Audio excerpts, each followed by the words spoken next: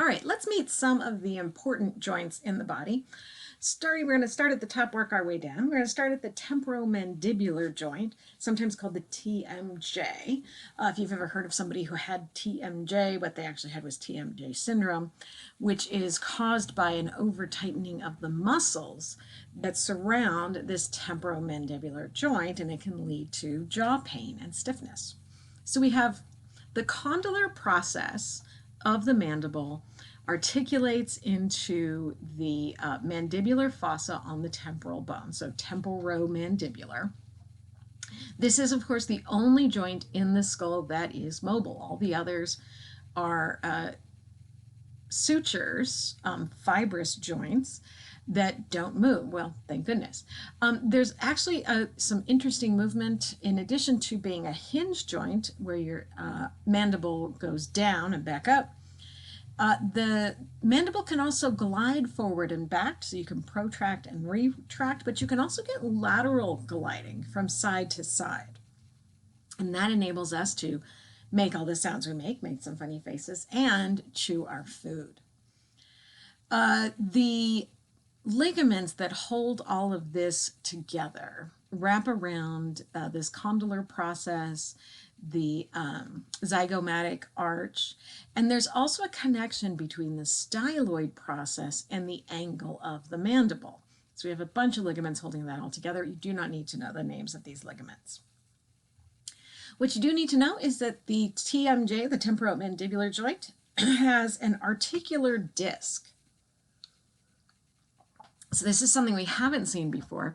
This is an extra pad of fibrocartilage that sits in the middle of the articular capsule, and it has there's a synovial cavity on either side of this articular pad, and this just provides a little more separation between the two bones. So here's the condylar process, and here's the mandibular fossa, and it provides a little more padding and allows a little more movement and freedom from friction between these surfaces. So that's an articular disc. And we're going to see a couple other joints that have those. Now the glenohumeral joint, this is your shoulder joint. It is so complex. Oh my goodness. It has a bunch of ligaments that hold the humerus to the scapula. Also ligaments that hold the scapula to the clavicle. And then there are bursae under the muscles and tendon sheaths inside the articular capsule. It's so complex. And because of that, it is able to do many, many different kinds of motions. It's also not very stable because of the shape of the bone. The ligaments, make it more stable than it otherwise would be, but it's still not as stable as it could be. It is easily dislocated, well, more easily than other things. If someone has a dislocated shoulder, the most common way it dislocates is that the humerus goes down out of the glenoid cavity. So you end up with this characteristic squared off or angled shoulder, unlike the rounded shoulder on the other side. And that's because what you're seeing is the top of the glenoid cavity, and then the top of the humerus with the greater tubercle is down here. And the way you fix this is you got to pop the bone back in. That can lead to damage of the, the dislocation can also lead to damage of the ligaments and the tendons and the bursae, and sometimes the blood vessels and nerves throughout the joint. So it is definitely something that needs to be seen by a doctor, even if it does pop back in by itself. Okay, radiocarpal joint is the joint between the radius and the carpals. There's also an ulnocarpal joint, although we usually just say radiocarpal when we mean this whole thing. There is an articular disc between the distal end of the ulna and the carpals. And you can see that this whole wrist section is within one articular capsule. So it kind of acts as all one joint. You can see all of these surfaces are surrounded by articular cartilage and surrounded by synovial fluid. So this whole wrist joint acts as a single joint unit. It can do flexion, extension, adduction, and abduction as well of the wrist, and circumduction, because of all of these plane joints between the bones. The intercarpal joints are all plane joints, and then there's also the carpo-metacarpal joints between the carpals and the metacarpals of the hand. All right, so the naming of these, we have the carpo-metacarpals back here, the metacarpophalangeal joints, 1, 2, 3, 4, and 5, and then the pollex has one interphalangeal joint. The digits 2 through 5 have two, a proximal interphalangeal joint and a distal interphalangeal joint. So make sure you can identify all of those. Now the hip joint, sometimes also called the coxal joint. Most people call it the hip joint. The head of the femur is held into the acetabulum with an acetabular labrum. A labrum is a ring of fibrocartilage that kind of wraps around the head. There's also a labrum in the glenohumeral joint. It does help to hold the head into the joint and stabilize it while providing a lot of motion. The head of the femur is attached to the coxal joint, or the coxal bone. I don't know why I can't talk, not coccyx, coxal bone, with this ligament called the ligament of the head of the femur. Yes, I know, that's what it's actually called. And it attaches to this little indentation called a fovea in the femur, and keeps the head into the acetabulum, but also provides a pathway for blood and nerves to get to the head of the femur, because while you're growing, remember, this head of the femur is completely separate from the rest of the femur, separated by the cartilage of the epiphyseal plate. And it's a pretty big piece of bone, so it has its own blood supply. The articular capsule surrounds the whole head and neck of the femur, like that. It does make this a very strong joint. Very rare for this to dislocate, much more common for the neck of the femur to break. And then it's held in place by 3 spiraling ligaments. You don't need to know all of these details of this, but I just wanted to go over it so you had some familiarity with it. All right, now the knee joint you do need to know in detail. This is the largest of the diarthroses in the body. It is primarily a hinge joint, but when the knee is flexed, you can actually rotate the lower leg. So go ahead and try that, since you're probably sitting. Try to rotate your feet to the right and the left, and you see you can do that. If you stand up with your knees straight, you cannot rotate the lower leg. It's something that the knee joint will only do when it is bent. There's also a tiny bit of lateral gliding and forward and back gliding that can be done in the knee joint.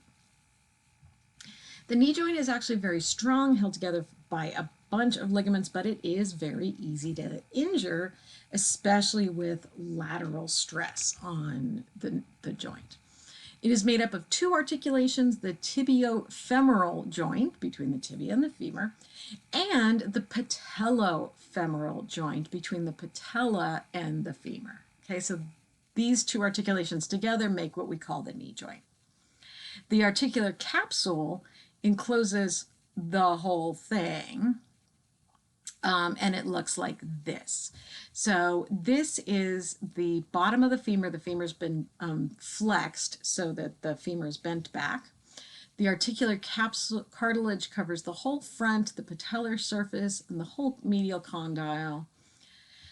And then you can see the tibia articulates with the femur, and the fibula is over here. Again, not technically part of the knee joint. From the back, it looks like this, with the condyles together. Now, the ligaments that hold the knee together, you do need to know these. So we have, on either side, we have collateral ligaments. Collateral ligaments are things on the side that provide stability. Okay, so you have a fibular or lateral collateral ligament and a tibial or medial collateral ligament. I think most of the time people refer to these as either LCL or MCL, okay, lateral or medial collateral ligament. So these are the ones on the outsides of the joint. Now, within the joint, in the middle, there are the cruciate ligaments. And if you were to take a coronal section through the knee and look from the side, you would see these two make an X shape. The names of the ligaments are where they originate on the tibia. So the anterior cruciate ligament starts on the anterior side of the tibia, goes through this intercondylar fossa on the femur, and inserts on the back of the femur. The posterior cruciate ligament starts on the back of the tibia, goes through that same fossa, and inserts on the front of the femur. Okay, so that's the ACL and the PCL. You will refer to them by their full names on the test. So anterior cruciate ligament starts on the front of the tibia, posterior cruciate ligament starts on the back of the tibia. Now, also holding the knee together are menisci. A meniscus is a pad of fibrocartilage shaped like a C. You can see it doesn't quite go all the way around to the middle. And it provides a little hole, a little indentation for the condyles of the femur to pop into as your knee extends. So that's what happens when you lock your knee, is that you're actually popping this front of the condyle into the meniscus. Okay, so you have a lateral and a medial meniscus in both knees. So those are the parts you need to know: the lateral or fibular collateral ligament, the medial or tibial collateral ligament, anterior cruciate ligament, posterior cruciate ligament, medial meniscus, and lateral meniscus. Okay, those are the parts of the knee joint that you need to know. Sorry, where am I? There I am. All right, now, the front of the knee joint is actually encompassed by a tendon and ligament. The top of this, from the quadriceps muscle to the patella, is called the quadriceps tendon or quadriceps femoris tendon. And then it covers the patella within this tendon. And then from the patella down to the tibial tuberosity, it's referred to as the patellar ligament. Okay, sometimes called the patellar tendon, but a ligament is a better name because we're attaching bone to bone. So this whole thing is kind of one tendon ligament. Remember, their tendons and ligaments are both made out of dense regular connective tissue, so that makes sense. And this holds the patella against the femur and stretches and contracts as you flex and extend your leg. Now, on the back of the knee, so complicated. We have another set of ligaments that goes across, and then we have this little muscle called we have the gastrocnemius here, heads, those are your calf muscles, and then this little muscle here, the popliteus, attaches the tibia to the lateral side of the femur. And what the popliteus does is it actually rotates the tibia against the femur to unlock your knees when you want to bend your knees. So when you bend your knees, the first thing you do is contract that popliteus, rotate the tibia just a little bit so that the condyles of the femur pop out of the menisci and you can bend your knee. This is what the knee joint looks like in cross section. Oh my God, how complicated is that? But you can see you've got this patella within this tendon. You have several bursae in front of and behind, a bursae around the knee as well. Very complex articular capsule. And then these are the menisci and these are the articular cartilages. Okay. All right, things that can go wrong with the knee. The unhappy triad of injuries is the damage to the meniscus, which is what happened here. That's torn fibrocartilage from the meniscus.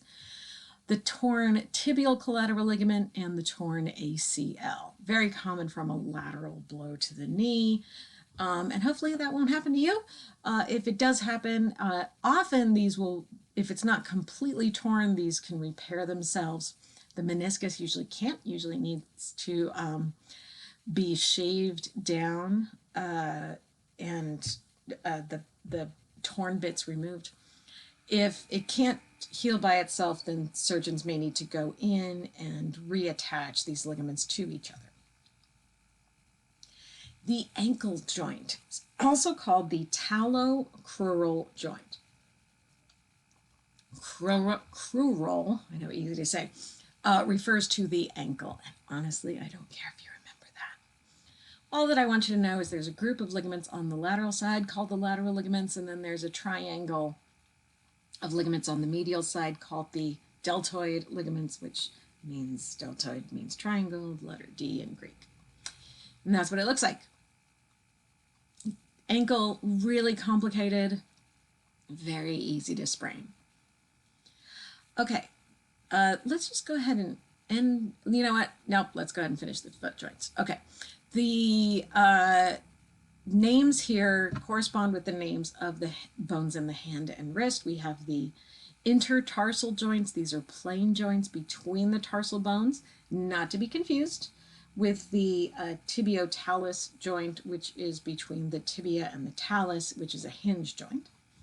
We also have the tarso-metatarsal joints between the tarsal bones and the metatarsals. These can do some twisting, but they're primarily plain joints. And then we have the metatarsophalangeal joints here. One interphalangeal joint in the hallux, that is the hallux, that is the big toe. Proximal interphalangeal joints, and then distal interphalangeal joints. Okay, so that's that, just like in the hands. All right, I'm going to come back, talk about aging and arthritis in the joints.